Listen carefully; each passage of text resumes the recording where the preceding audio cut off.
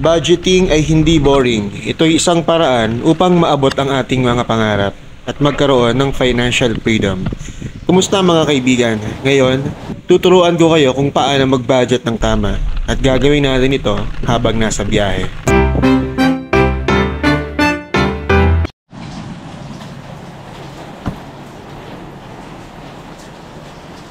Umulan.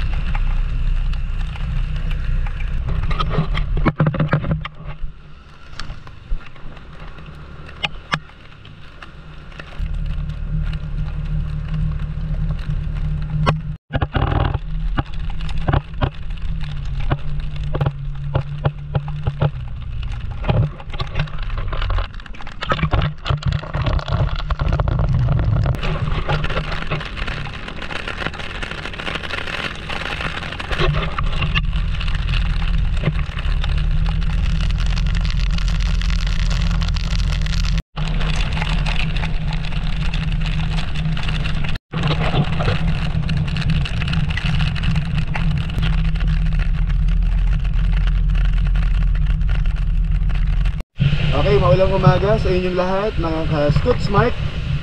Ito na naman tayo sa ating bagong episode number 5. At pag-usapan natin ngayon ang tungkol sa pagbabudget. So, bakit ba dapat tayo mag-budget? So, ang pagbabudget ay pagmamanage ng ating mga finances o yung mga paghahanda para sa isang kagastusan, no? Maaaring ito ay sa ating ginagawa, trabaho, pamilya. So ano nga ba ang dapat natin ihanda pag tayo ay magbabudget? So number 1 natin, kailangan natin mag-set, no, kung ano yung ating pagkakagastusan ng ating kaperahan, no? Paano natin ito i-manage? Number 2, depende yan syempre sa activities na gusto natin gawin. Pero dapat siguraduhin natin meron tayong tinatawag na contingency plan, or in case of emergency meron tayong makukuha na extra fund natin. Number 3, mag-research tayo at maghahanap tayo ng mga pinakamurang option. Kung tayo ay halimbawang mamamasyal, tingnan natin kung yung lugar na pupuntahan natin ay budget friendly o budget meal, di ba? So para mas makamura tayo, hindi tayo masyadong maubusan ng ating fund. Next, kailangan din natin malaman kung paano natin madidisiplina ang ating sarili sa paggagastos para hindi agad maubos yung ating kaperahan. Next natin, kailangan natin syempre i-monitor, di ba? Kung magkano na ba yung ating expenses o yung nailalabas na pera o yung ating mga expected din na magagastos pag tayo po ay may gagawin na isang activity o aalis tayo. So para ma-monitor natin yung ating fund. So ang tawag doon is tracking system. So tips lang, syempre kailangan maging maingat tayong lahat sa pag-handle ng pera.